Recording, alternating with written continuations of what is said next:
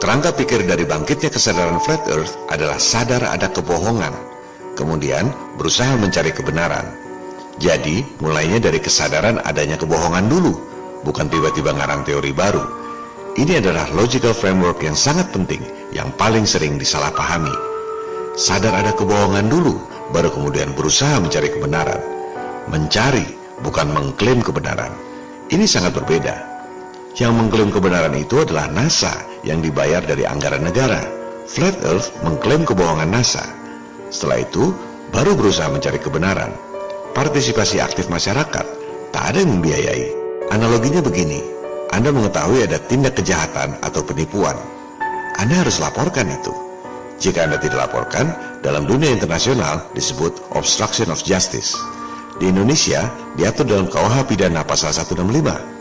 Disebut sebagai pemufakatan jahat, conspiracy of silence. Kewajiban Anda untuk lapor kejahatan atau penipuan tidak berarti Anda harus berikan solusi mengganti kerugian sehingga sang korban merasa puas. Orang yang laporkan kejahatan atau penipuan malah disalahkan karena tidak bisa kasih solusi ganti rugi yang memuaskan sang korban. Itu adalah logika yang terbalik. Jadi, kebohongannya dulu yang harus dipahami dan diyakini betul, baru kemudian berusaha mencari kebenaran, bukan kewajiban. Apalagi kewajiban untuk memuaskan pertanyaan orang yang tidak percaya bahwa ia telah dibohongi. Seperti yang dikatakan oleh penulis Mark Twain, lebih mudah menipu orang daripada meyakinkan orang bahwa dirinya telah ditipu. Kita adalah rakyat, bukan institusi yang dibayar 256 triliun rupiah per tahun untuk melakukan riset seperti NASA. Kita adalah rakyat yang membongkar kebohongan, bukan saintis seperti Darwin yang mengajukan teori evolusi dan harus memuaskan pertanyaan tiap orang. Itu adalah logika yang keliru. Jangan berharap semua orang akan percaya. Sasarannya memang bukan meyakinkan 90% penduduk dunia tentang teori Flat Earth. Orang-orang yang masih percaya pada elit global, ya sudah, tak perlu diyakinkan. Itu hak mereka. Dan sasarannya memang bukan orang-orang seperti mereka. Banyak orang salah paham tentang bangkitnya kesadaran Flat Earth. Sudah banyak bukti berupa foto-foto bumi, kok hari ini masih ada yang percaya bumi datar? Pertanyaan yang wajar, mengingat kebanyakan orang tak bisa membedakan antara foto dengan CGI alias gambar rekayasa komputer. Dan gambar rekayasa komputer buatan NASA itu adalah bohong. Mari kita buktikan. Silakan Anda search foto bumi bola yang katanya diambil oleh NASA dari Apollo 15 tahun 1971. Ini adalah salah satu dari foto bumi yang pertama kali dipotret dari luar angkasa, diambil dari web resmi NASA. Coba Anda download fotonya, masukkan dalam Photoshop. Lakukan hal yang sangat sederhana. Adjust kontras dan brightness-nya. Kecilkan kontrasnya, besarkan brightness-nya. Wow, coba Anda menilai sendiri. Ini foto apa rekayasa komputer? Kok ada croppingnya? Ambil foto lain lagi. Bumi yang katanya dipotret dari Apollo 16 tahun 1972. Lakukan hal yang sama, sangat sederhana. Kecilkan kontrasnya, besarkan brightness-nya. Wow, ini kan cropping. Jadi ini foto atau gambar? Silakan Anda menilai sendiri. Lihat, bentuk bolanya saja beda-beda. Ini foto saintifik, fakta. Untuk sebuah institusi dengan budget 256 triliun rupiah per tahun, NASA sangat ceroboh, korup. Lantas mungkin ada yang mengatakan, jika bumi ini datar, mana foto aslinya? Inilah logika yang terbalik. Sama juga kita memberitahu orang, hati-hati loh, itu emasnya palsu. Lantas orangnya marah dan bertanya balik, kalau ini palsu, mana emas asli saya? Sama dengan bantahan tadi, jika foto bumi NASA bohong, mana bukti foto bumi datar? Inilah logika yang terbalik. Yang dikasih budget 256 triliun rupiah itu siapa? Kita atau NASA? Dikasih tahu emasnya palsu, malah marah minta emas yang asli. Yang seperti itu tak perlu diladeni. Contoh lain lagi, ISS yang disiarkan secara live 24 jam oleh NASA.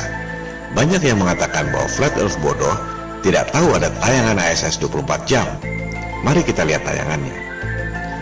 Jangan heran jika 90% orang percaya bahwa tayangan itu asli. Untuk tahu ada kebohongan, setidaknya ada dua hal yang diperlukan. Satu, otak intel, semacam detektif atau mendeteksi dan menganalisa. Tidak semua orang punya kualitas itu. Kebanyakan maunya serba jelas. Kalau NASA bohong, harus ada statement dari NASA bahwa mereka berbohong. Kalau ada pencuri, pencurinya harus ngaku. Ya nggak bakal ada penjahat yang tertangkap. Syarat kedua, open mind dan independen. Seperti orang mau meditasi, berdoa, atau sholat, harus bisa mengosongkan pikiran. Kalau pikirannya sudah anti, gajah di pelupuk mata juga nggak akan kelihatan. Oke, sekarang kita perhatikan video yang katanya dibuat oleh astronot ISS ini.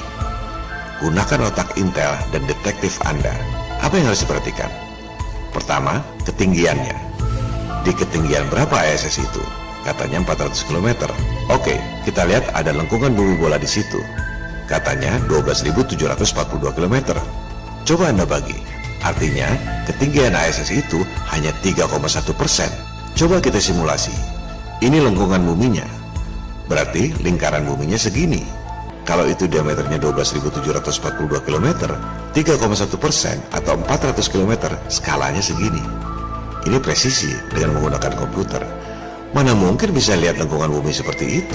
The space station is right about there. Oh, okay, Right that there. close. Wow. We're not good at this game.